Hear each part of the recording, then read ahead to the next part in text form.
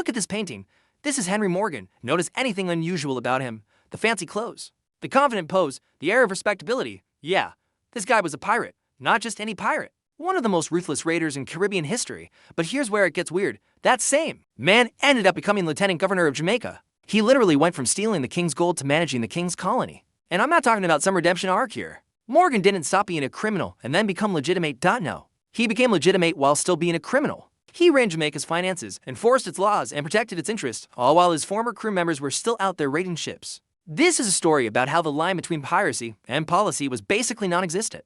In the 17th century Caribbean, how one man exploited a broken system so perfectly that he transformed from wanted criminal to celebrated hero without ever really changing who he was. And here's the thing that'll blow your mind. Morgan's career path, from pirate to central banker, wasn't a bug in the system, it was a feature. It was exactly how the British Empire wanted things to work. Let me show you how this happened. 1655. Henry Morgan arrives in the Caribbean as part of England's Western Design, which was basically England's fancy name for let's steal some Spanish colonies. He's probably around 20 years old. Some historians think he came as an indentured servant. Others think he was a junior officer. Nobody really knows for sure because Morgan later worked very hard to erase his origins. And that's our first clue about who this guy really was. He understood something fundamental about power. Your story matters more than your truth. But let us talk about the Caribbean. In the 1650s, because you need to understand this world to understand why a pirate could become a banker. The Caribbean at this time was basically the Wild West, except replace cowboys with sailors and replace gold rushes with sugar plantations. Spain claimed most of it through a series of papal decrees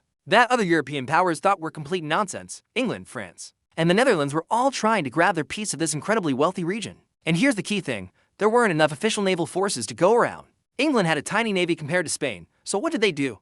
They outsourced warfare. Enter the privateers. These were private ship captains who got official licenses called letters of marque to attack enemy vessels and keep most of the loot. It was government-sanctioned piracy. The crown got a cut, the captain got rich, and everyone pretended this was somehow legitimate. Morgan saw the system and realized something that most people missed. The line between legal privateering and illegal piracy was entirely based on paperwork. If you had a letter of marque, you were a hero. Without one, you were a criminal. Same actions, different label. So Morgan started small. He joined privateering expeditions in the late 1650s and early 1660s. He learned the trade routes, the Spanish defenses, the politics of Port Royal, Jamaica's main city, and essentially the pirate capital of the Caribbean, and he was good at violence, really good, not just at fighting, but at organizing violence on a massive scale. By 1663, Morgan was commanding his own ship. By 1665, he was leading entire fleets. And this is where we need to talk about how privateering actually worked as a business model, because it's more complicated than steal stuff, get rich. Think of Morgan as a startup founder in the violence industry. He needed capital to get started, ships, guns, supplies, crew. Where did that money come from? Investors. Rich merchants in Port Royal would fund expeditions in exchange for a share of the profits. Then there was the operational structure. Morgan couldn't just order men around. Pirate crews were weirdly democratic. They voted on major decisions. They had written agreements about how plunder would be divided. The captain got a bigger share, but not that much bigger. This was closer to a profit-sharing partnership than a traditional military hierarchy. And the target selection was strategic. Morgan didn't just randomly attack ships. He went after the Spanish treasure fleet routes, yes. But he also targeted cities, which was way more profitable, but way more complicated. In 1668, Morgan led a raid on Portobelo, a major Spanish port in Panama. This wasn't just a raid. It was a full-scale military invasion. Morgan commanded about 400 men who captured an entire fortified city, held it for ransom, and sailed away with roughly 150,000 pieces of eight. To put that in perspective, that's about $100 million in today's money from one raid. Split among 400 men, even after the investors took their cut and the crown took its share. Morgan personally walked away with enough money to buy multiple sugar plantations. But here's what's fascinating. Morgan wasn't the strongest fighter or the best sailor.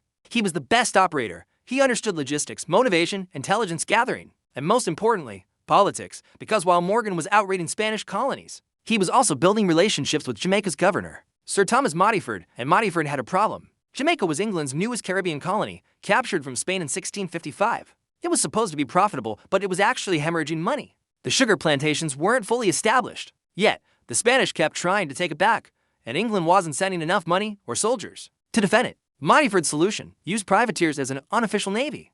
Give them letters of marque and let them harass the Spanish so much that Spain couldn't mount an invasion. It was defense on the cheap. And Morgan was his favorite weapon. Then in 1671, Morgan did something so audacious that it almost ended his career before it began. He invaded Panama City, not a coastal town, the actual city of Panama, one of the wealthiest cities in the Spanish Empire, sitting on the Pacific side of the isthmus. This required marching an army of over 1,000 men through jungle and mountains. fighting Spanish forces and sacking a city that the Spanish thought was untouchable. It was military brilliance and absolute brutality in equal measure. Morgan's forces destroyed the city. Thousands of civilians died.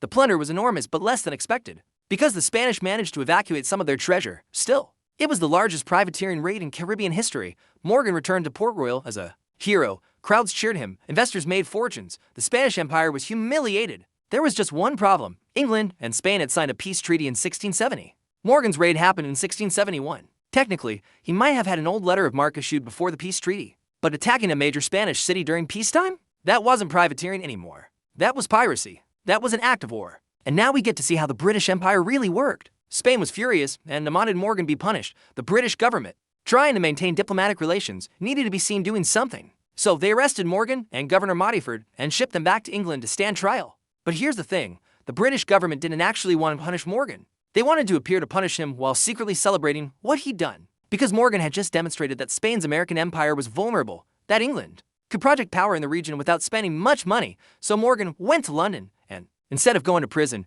he went to parties. He was the toast of London society. Everyone wanted to meet the famous pirate. King Charles II invited him to court. They discussed Caribbean politics and Spanish weaknesses. Morgan provided intelligence that official channels couldn't get. Let me repeat that. King Charles II knighted a man who had just committed what was arguably an act of piracy that violated a peace treaty.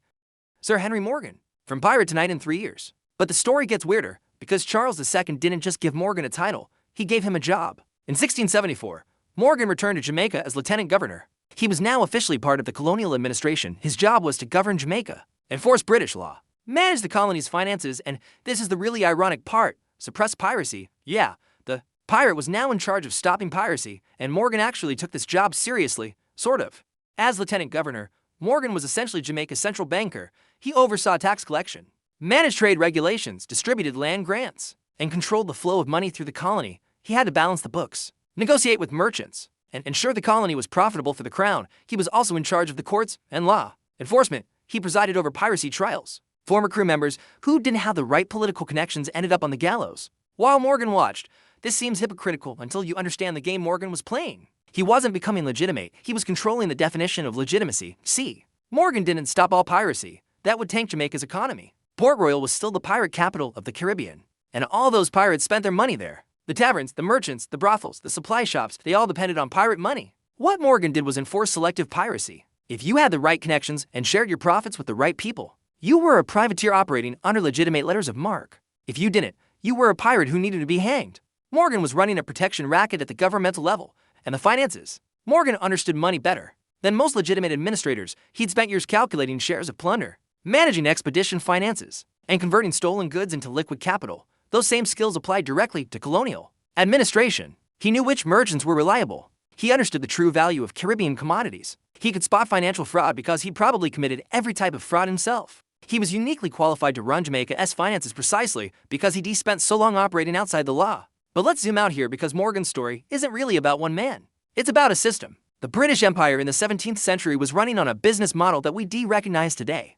Privatization of government functions. They couldn't afford a huge navy, so they outsourced naval warfare. They couldn't afford colonial administration, so they gave enormous power to whoever could make the colonies profitable. Morgan succeeded because he understood that in a frontier economy with weak rule of law, the most important thing was following the rules. It was deciding who gets to follow which rules. Think about it. Morgan's Panama raid was both his greatest crime and his best credential. It showed he could organize complex operations, command large forces, and achieve strategic objectives with limited resources. Those are exactly the skills you want in a colonial administrator. The British Empire didn't punish him for piracy because they needed people who could think like pirates, who understood that in the Caribbean, survival meant being ruthless, adaptable, and willing to operate in legal gray zones. And Morgan wasn't unique. Look at the careers of other colonial administrators in this period. Many of them had similar backgrounds: private military contractors, smugglers, aggressive merchants, who'd bent or broken laws to build their fortunes. The Caribbean colonies weren't governed by saints sent from London to impose order. They were governed by the most successful criminals who'd proven they could exploit the system better than anyone else. Henry Morgan died in 1688 in Port Royal, Jamaica. He was wealthy, respected, and had never faced real consequences for any of his raids. He owned multiple plantations, worked by enslaved people. He was buried with full honors. 2 years later, his beloved Port Royal was destroyed by an earthquake that killed about 2,000 people. Some people said it was divine judgment on a city of pirates. Others noted that geological events don't really care about human morality. But here's what Morgan's story teaches us: the line between criminal and official. between pirate and central banker has always been thinner than we like to admit. Morgan crossed that line by understanding that legitimacy isn't about your actions, it's about who validates those actions. He stole, he killed, he terrorized Spanish colonies. Then he enforced laws, managed finances, and governed a British colony. He did both jobs using exactly the same skill set. Morgan didn't change who he was. The system just gave him a different title. And that's the really unsettling part, because it makes you wonder, how many of our modern institutions are still running on that same logic? How many people in positions of power got there by being really good at operating in gray zones? How many rules are selectively enforced based on who you know and how much you're worth? Morgan's bizarre career from pirate to central banker wasn't an anomaly. It was just more honest than what we pretend civilization looks like today. The pirate became the banker because, in the end, they were playing the same game.